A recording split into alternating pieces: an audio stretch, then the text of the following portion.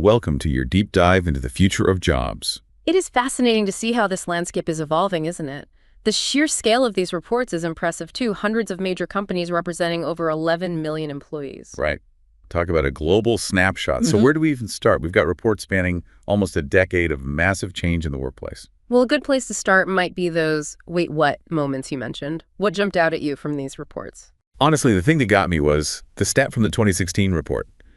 65% of kids just starting school now will end up in jobs that don't even exist yet.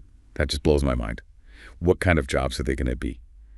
Robot whisperer, virtual reality landscaper. You're not far off. Both reports actually touch on that, emphasizing how critical things like tech skills, ND, what they call human skills, will be. Think creativity, critical thinking, that ability to solve problems in ways a robot can't. So it's not just about learning to code anymore. Phew, good to know. But seriously, what exactly are these human skills in the context of, robots potentially taking over the world? It's less about robots taking over and more about them taking on the tasks that can be automated. Think data entry, basic calculations, that sort of thing. This frees us humans up to focus on tasks that require things like emotional intelligence, complex problem solving, and coming up with creative solutions, the things that require a uniquely human touch. Okay, that makes sense. But those reports did mention some pretty big shifts in the job market, right? I mean, some roles are growing like crazy while others are shrinking faster than my attention span during a boring meeting. Exactly. And what's striking is how consistent some of those trends are, even across 7 years and massive technological advancements. For example, both reports highlight the increasing need for skilled workers, particularly in fields like technology and healthcare. And then there's the whole automation thing. It's not all doom and gloom like some people think, is it? Right. It's more nuanced than that. While some jobs will inevitably be impacted by automation, others will emerge, and many existing roles will simply evolve. The real takeaway here is the need for adaptability and continuous learning, a theme we see echoed throughout both reports. Which makes total sense when you consider the pace at which technology is changing. But let's dive into some specifics. The 2023 report had some pretty eye-opening stats about specific jobs, right? Yes. Why don't you tell our listener about some of the jobs that are expected to see the most growth? I think they'll find it fascinating. Okay, so get this. Vocational education teachers and university professors are projected to grow by about 10%, adding almost 3 million jobs. Because someone's got to teach all those future robot whisperers, right? Exactly. It highlights the growing demand for skilled workers, especially those who can train and educate others in these rapidly evolving fields. And here's a curveball. Agricultural equipment operators are also looking at a 30% increase. Who knew tractors were the new Teslas? It's not just about tractors, though. This points to the increasing integration of technology within agriculture. We're talking precision farming, data analysis, even AI-powered equipment. So those operators need a whole new set of skills. It's like farming meets tech startup out there. But while some jobs are booming, others are, well, not so much. The report mentioned clerical and secretarial roles are taking a pretty big hit. That's right, particularly roles like bank tellers, postal service clerks, cashiers, and data entry clerks. We see this trend reflected in both the 2016 and 2023 reports, really emphasizing how digitalization and automation are changing the game for those more routine-based tasks. It's like the classic sci-fi movie scenario, except instead of robots taking over the world, they're just taking our jobs at the bank. But jokes aside, that shift begs the question, what skills should people be focusing on to thrive in this future job market? What stood out to you in the reports? Well, aside from the emphasis on tech skills, which we've touched on, the reports place a remarkable emphasis on what they call cognitive skills. Cognitive skills, meaning? We're talking about things like analytical thinking, creativity, problem solving, the ability to think critically and connect the dots in a way that robots simply can't replicate. Makes sense. Those were important back in 2016 too, right? Absolutely. They've always been valuable. But what's interesting is the increasing emphasis on self-efficacy skills, resilience, flexibility, self-awareness. Oh, so not just being smart, but also being able to roll with the punches when the robot uprising inevitably happens. Think of it less as an uprising and more as a shift in how we work.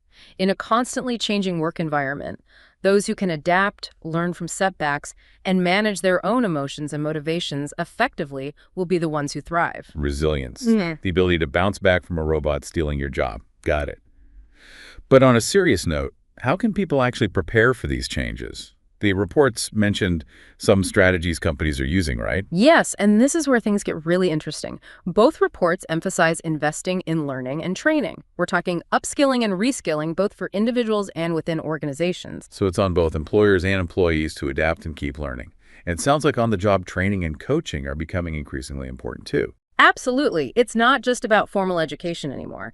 Learning by doing, adapting to new technologies and processes on the fly, and continuously developing skills will be crucial. Right, because who has time to go back to school for every single software update? It's interesting, though, the reports also touched on things like remote work, DEI initiatives, work-life balance. This reflects the evolving nature of work itself. It's becoming more flexible, more diverse, and there's a greater emphasis on employee well-being. And frankly, a lot of employees are demanding it. Which makes sense. In a world where robots might be doing our old jobs, we might as well enjoy the jobs we do have. Well, Right? exactly. And that's a perfect segue into something both reports emphasize but don't fully answer. Ooh, do tell. So we've talked about the skills, the changing landscape, even the robot takeover, but what are the reports saying about how we ensure everyone actually benefits from these shifts? It feels like there's a risk of some people getting left behind.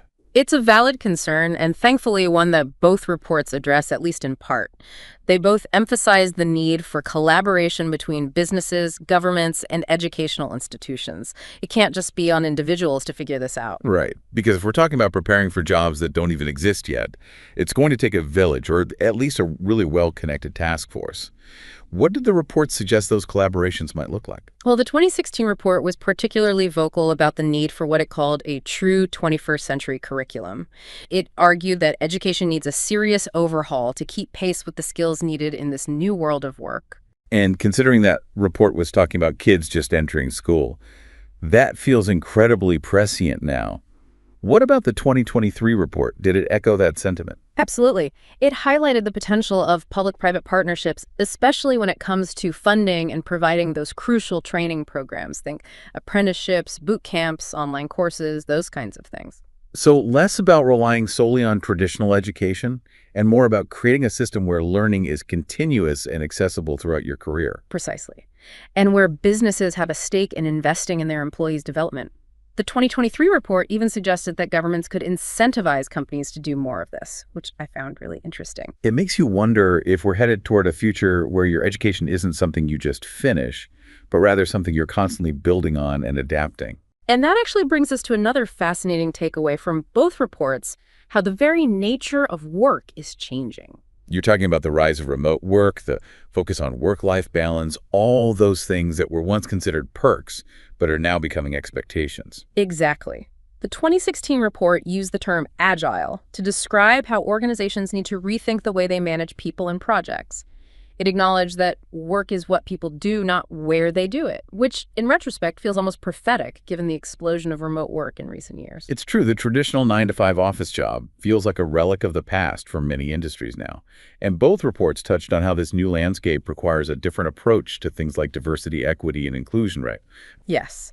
The 2016 report pointed out that as traditionally male-dominated fields like tech became even more important, there's a real need to make a conscious effort to recruit and promote more women. And the 2023 report.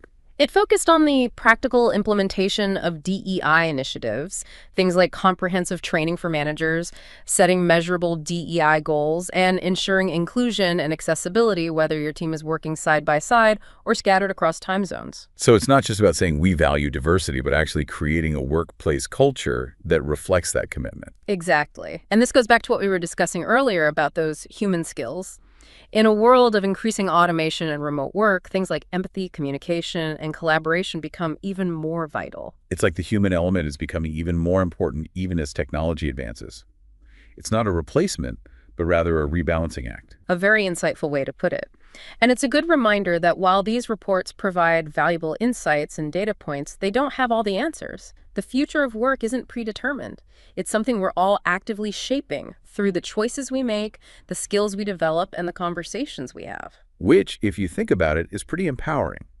It means we all have a role to play in creating a future of work that's not just economically viable, but also personally fulfilling and socially responsible. Absolutely. And on that note, I think this deep dive has given our listener a lot to ponder. Definitely. We've covered a lot of ground, from the rise of robot farmers to the importance of human connection in a digital world.